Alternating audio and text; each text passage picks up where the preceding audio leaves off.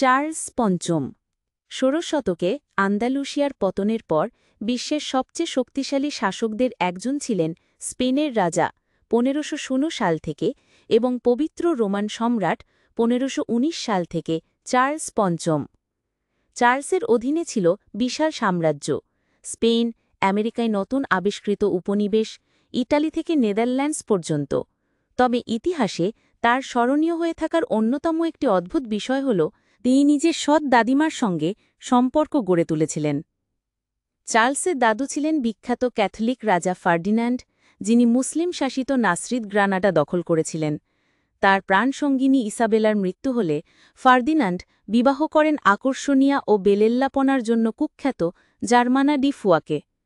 Ferdinand ১৫১৬ সালে মারা গেলে জার্মানা কাস্তিলে চলে আসেন এবং সেখানে তার স্বাধীন ও উচ্ছৃঙ্খল জীবনধারা ধর্মপ্রাণ সমাজে কেলেঙ্কারি সৃষ্টি করে।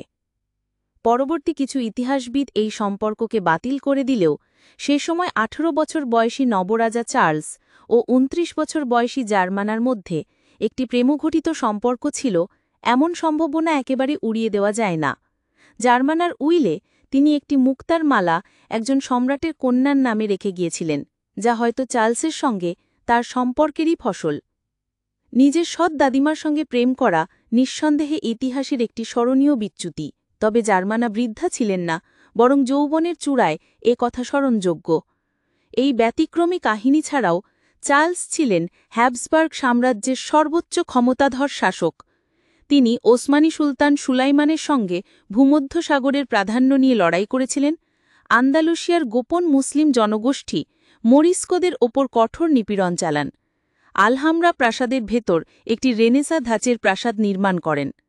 তবে মুসলিমদের জন্য সবচেয়ে বেদনাদায়ক ঘটনাটি ঘটে কর্ডোবার গ্র্যান্ড মসজিদ নিয়ে, যেটি বহু আগে গির্জায় রূপান্তরিত হয়েছিল।